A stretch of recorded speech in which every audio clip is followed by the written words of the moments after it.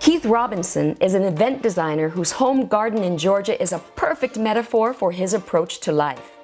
The son of Creole parents from coastal Mississippi, he's in the business of creating beauty and says he learned everything he knows while growing up in the mountains of North Carolina. He wears his heart and soul on his sleeve as a host and sees hospitality as an antidote to stress and imbalance. As an entrepreneur, he is fearless, original, imaginative, and playful, while being his guest is an exercise in wonder, enchantment, discovery, and flat-out joy. I'm Gail O'Neill. Join me and my producer, Felipe Barral, as we enter Keith Robinson's world in this episode of Collective Knowledge, because spreading knowledge is the most altruistic thing we can do as human beings. Keith, thank you for doing this. You know why I want to talk to you, right? I think I do. Yes, I do. You just represent hospitality and warmth and love and light and joy in everything you do. So I was kind of tickled when you texted me and Felipe this morning saying, I'm in my gardening clothes because half your life is spent in your garden. Should I change? And I thought, I've seen Keith rock everything from white tie, a tux, and tails, and a top hat, without irony, to always a fitted t-shirt and jeans. And then I wondered, what's your favorite mode of dress? Where are you most comfortable in that range? Well, you know, there was a time, of course, in my life where it was all about the label and who, you know, but I think now, in my life here in the country, I really am most comfortable first and foremost in my gardening boots, but also in comfortable clothing that allows me to move and to garden, that I'm not worried about getting dirty and not worried about getting soiled in any way. So I think that's probably my most comfortable place. Your name and the name of your company, Gloriosa, your event planning company, are synonymous with opulence, luxury, creativity, imagination, sometimes over the top, but always enchanting. And yet I was surprised when I learned that you hate cocktail parties. Why? I think honestly that in my core that I'm a little bit shy, and I think that people find that hard to believe. But that's one reason for sure. But also, I don't like small talk. I've never been one to engage in small talk, and I think that quite often when you find yourself in an atmosphere with a lot of people that you don't know, or if it's a client and the client's friends, etc., that you find yourself not able to be your authentic self, and you're constantly engaging in small talk, when at the end of the day, I don't really think they care. Yeah. And so I think that from that and the fact that I really don't drink very much, you know, I'm not a fan. Well, you gave me, after I read that, you gave me the freedom to acknowledge I hate cocktail parties too. I don't like most gatherings where there's more than 6 people, where it becomes not intimate and it feels very performative. Yeah. That is a dragaroo, so thank you for giving me that permission. Of course, it's my pleasure. So when you are at a cocktail party and the first question is always, so what do you do? What do you tell people you do? I create beauty. Oh, why does beauty matter? Beauty is everything. Beauty and love, 2 things. Yeah. And they are synonymous to me. How do you create beauty? You know, in a variety of ways. I feel that I create beauty in the creation of a meal for myself and my husband, or for a group of people. I feel that I create beauty by going out into the garden and pulling some things that are going to be incorporated into the place where we live, whether that's flowers or a plant that is in its prime that I want to feature in a particular place inside the house. Beauty is conversation. You know, choosing the right words, you know, to describe a moment that we've experienced in our lives. This is all beauty, all of it. And I've seen you in the garden, I've seen you pulling weeds, I've seen you planting, canning, caning. You do everything. And you do it with joy, with that laughter. Is there any chore that you just hate that you say, oh, I gotta... It's so funny. You know, Scott and I have been married for 5 years now, and you know, at the very beginning of our relationship, I told him, I said, you know, there are 2 things that I really don't enjoy doing. I don't like using the H word, hate, but there are 2 things that I really hate. One is taking out the garbage. Okay. The other is doing laundry. So the rest of it is fair game. So I would do that trade with you any old day of the week. What is your definition of hospitality? Wow. You know, a dear friend of mine, Rob Pridich, recently sent me a book in the mail. And I was just starting to read this book and came upon a quote that I'd like to read to you. Okay, All right, sure, just a yeah, moment, let me grab yeah. that. So this is a French cookbook that was written in 1938.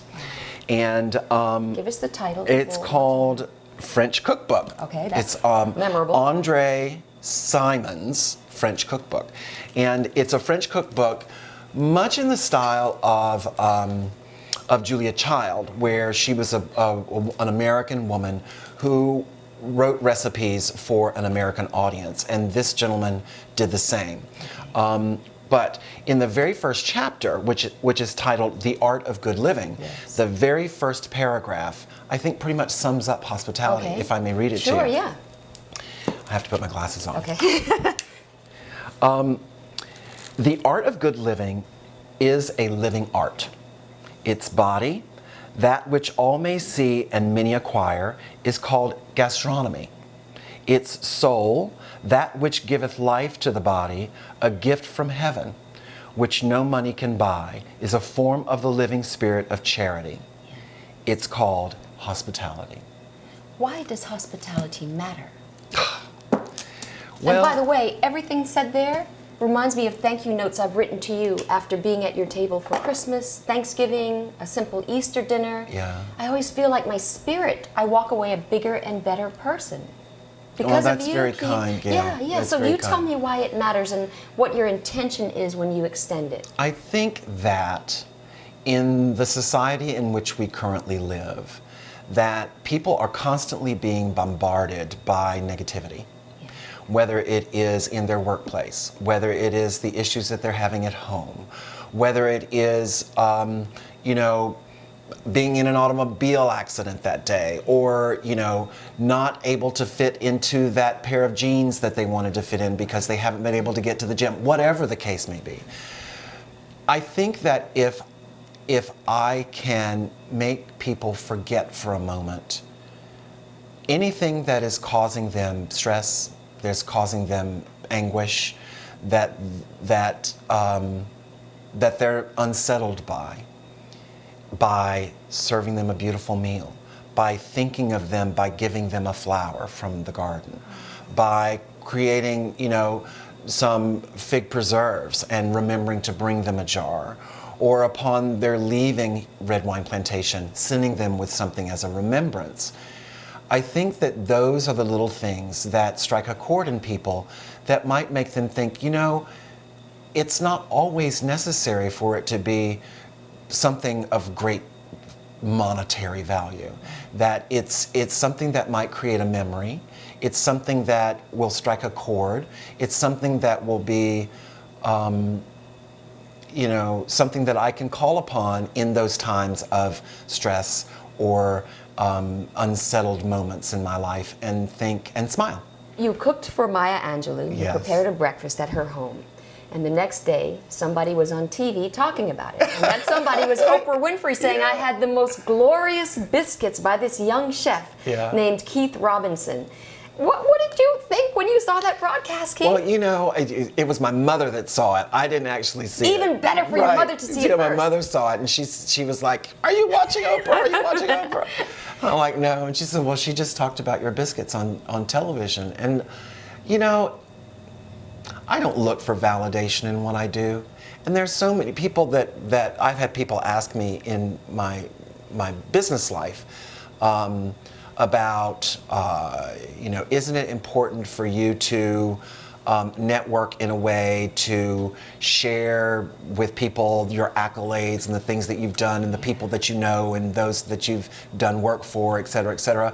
And I always share with them that no, it's not important. In my mind, it's not important. It's not important that I tell you, you know, what celebrities that we've worked with or et cetera, et cetera. What's more important is that these people that we provide services for have been gracious, they've been grateful, they've been real, and that's all. I'm so glad you bring up real, but first I have to go back. I had a visual of you as a flower, Keith, and a bee coming and just taking a little bit of pollen and then pollinating things as it goes along. Wow. And I see you as the flower, and I would be the bee, because whenever I am, you know, lucky enough to sit at your table, I go and I blab to everybody, and I think in the telling, that brings beauty and joy to other people's, to their lives. Sure. And, you know, it lifts their spirits, it really does. Now, I've been to events that I would consider Pinterest perfect. Okay. Everything is in place, and had meals at those tables, but they feel utterly soulless to me. And then I've had dinner, a very humble dinner at my grandmother's Formica kitchen table in Mount Vernon, New York, growing up. She was from Jamaica, and I felt like I was a queen. Of course. Why does that happen? Because you've done million-dollar affairs, or I guess Yeah. multi-million-dollar affairs, and you cook for friends at home here. Well, you know, you said soulless, Yes. and I think that, you know, and you've also used the word intentional, and I think that there's so many people that get so wrapped up in the minutia of the details and, you know, the fuss of it all, that they lose sight of what really is the most important, and that is the experience, the takeaway experience, and whether that is the visual part of that experience, or it is the you know, the culinary part of that experience, or what the palate has experienced, etc. And I think that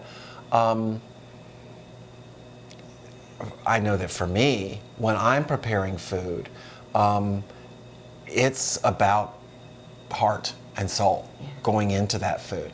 And, you know, I think about that film Like Water for Chocolate, and how the emotions of this woman went into the creation of this food that manifested itself in different ways in other people. And you know, I put heart, soul, and joy into the food. That's right. And I hope that that's what people take away. And so when we overthink certain aspects, what do we overthink, Keith, and what do we underconsider? I'm thinking that we underconsider the heart, the joy, and the soul. Sure. And what are we overthinking? I think you overthink, you know, how complicated it needs to be or not. I think that we try. I think that we try to. There are those that try too hard to impress, and what it all boils down to, and this is something that was resonated earlier in an earlier conversation today, and that is that we are all merely human beings that are the same. When you break it down, we are the same. We have the same needs, basic needs, and that no one of us is any better than the other, and the things that resonate, truly resonate with each of us are really the same.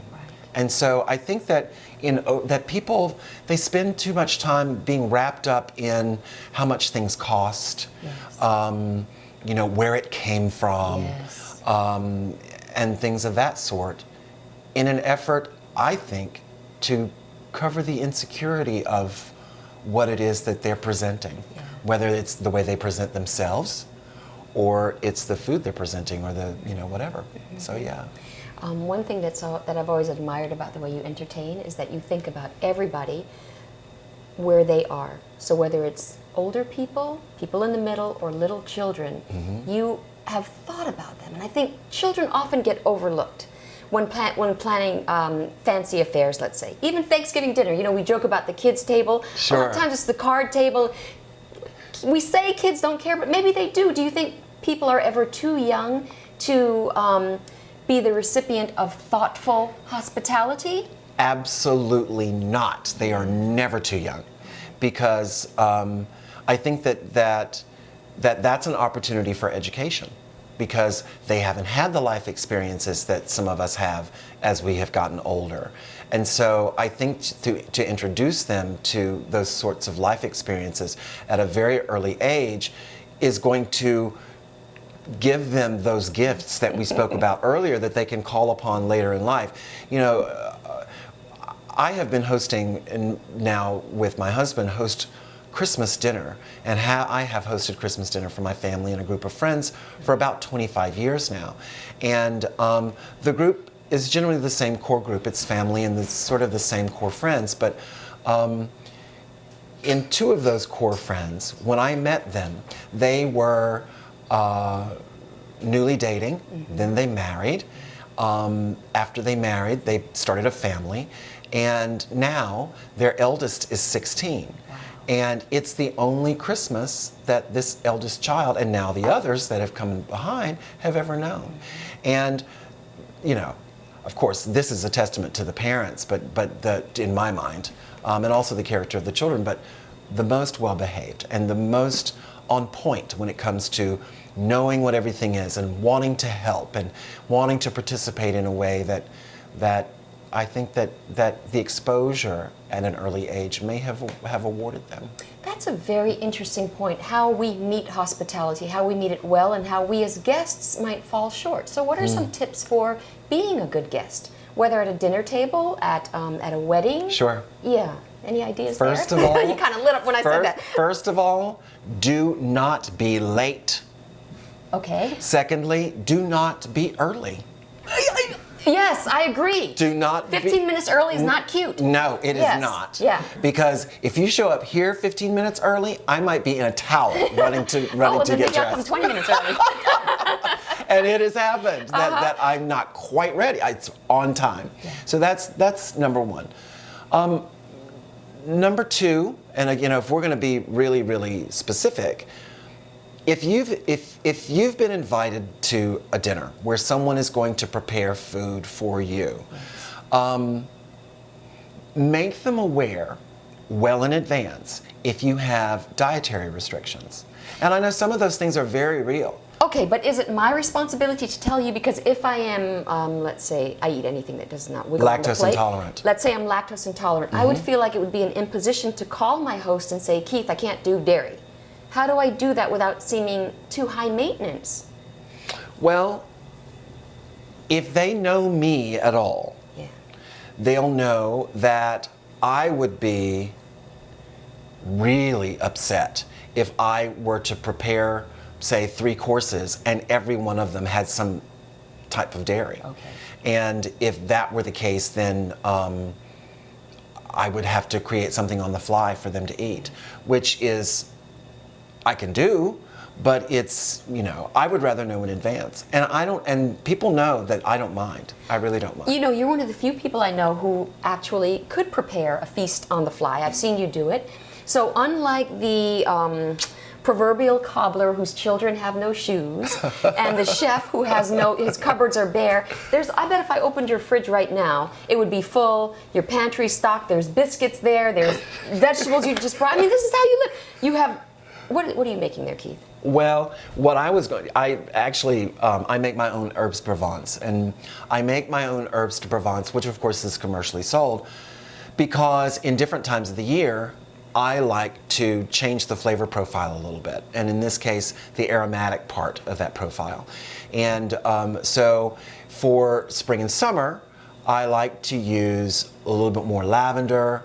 I like to use summer savory, which is a sort of a somewhat difficult dried herb to get in this country. So I like to use those things incorporated into my herbes de Provence, which provide a different aromatic than what I might do for fall and winter because of the things that I incorporate in, the dishes that I might incorporate that in. So it's the beginning stages of creating that, yeah. Keith, is this all nature or nurture? Did you grow up in a home like the one you have now as an adult?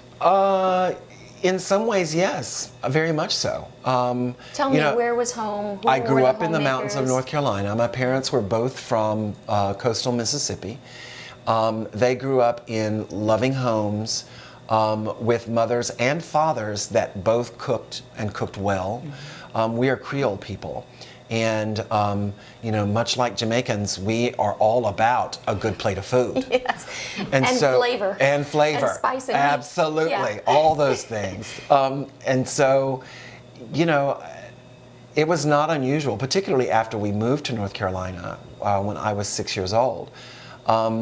We started growing our own food. My father wanted us to have a vegetable garden, and that was for two reasons. Number one, I think first and foremost, is because he had 4 boys that were quickly growing to be 4 men who had big, big appetites. Yes. And so we started growing our own food, and that's one of the ways that I learned to garden, especially in growing produce. So you weren't just watching Daddy garden, no, you were out there doing it too? No, daily. Okay. Daily. Yeah. And so yes, you know, when it was corn harvesting time, we had to harvest all the corn, and then there was certain parts of that we shucked, and Mother would make corn relish, and then shuck and shave, and she'd make corn relish. Sometimes she'd make creamed corn. Sometimes it would just be bagged and go in the freezer for a later date to add to soups and sauces and things of that sort. She canned, she made I never had store-bought jam, ever, in my life. Yeah. It was always whatever was in season. We would go and we would pick the wild blackberries and the black raspberries and the wild grapes and all of the plums, the apples, all of that. And my mother would can and use all of those things that we would enjoy throughout the year. So I come by it very honestly, you know, and it's still to this day, my mother still does all of those things that bring so many people joy. Yes, absolutely, Keith. And please tell the story about the first time you cooked a meal. What presaged it, and then what happened? So I was always that kid that hung on my mother's apron strings. I loved being in the kitchen. I loved being in the kitchen. I loved food. And I still do to this day, of course. But I was about, I don't know, 10, 11, 12 years old, and after months, probably years of my being in the kitchen while my mother was preparing a meal. What's that? What are you going to do with that? Why? How? What is that going to do? Asking all of those questions, as we do as an inquisitive child who's interested, genuinely interested. After one such time, while she's preparing a meal, under the gun because her husband and her other children are hungry, she took off her apron and she gave it to me and she said, "You do it, you finish it." And so there I was, faced with needing to actually execute, and based on having watched her, and I did. Do you remember what you cooked? I don't. Do you remember it was good? Were you nervous? Were you excited? It was not quite the same as she would have made, but it was certainly edible. All right, yeah. But I think that sort of holds true for all of the things that I learned from her. You know, my mother made all of our clothes when we were growing up. She made everything. She made our towels, she made our sheets, she made our underwear. She made everything. Your underwear? Yes. Wow. Yeah. Looking back, what aspects of your childhood prepared you perfectly for what you're doing today? And now I'm thinking everything. Yeah, I think that you're not wrong. I think that it was kind of everything. You know, growing up in the mountains of North Carolina, we were surrounded by natural beauty. I grew up in a valley by a river with fields of wildflowers behind us. And it was in the Smoky Mountain National Park, sort of in a historic area also, because I could go for walks in the woods and come upon ruins of old cabins and things of that sort, where there had been old established gardens and heirloom daffodils growing wild in the woods and things like that. You know, food was such an important part of our life, and entertaining. My mother entertained as well, and hospitality being a part of that. And it didn't matter, big or small, she did it all. Go ahead. Well, just to say that I think that every aspect of my childhood prepared me for where I am right now. The other aspect that you didn't mention is industry. I have never known anybody who was more industrious than you, Keith. I never see you just sitting around, but you're never stressed. So Yeah. I wouldn't say I don't see you relaxing, because there's joy in everything that you do, Yeah. whether you're outside or inside. Do you ever just sit still and, I don't know, binge watch The Crown? Yes, it happens. Okay. It happens. Yeah. It certainly happens. What's your indulgence when you're not being industrious?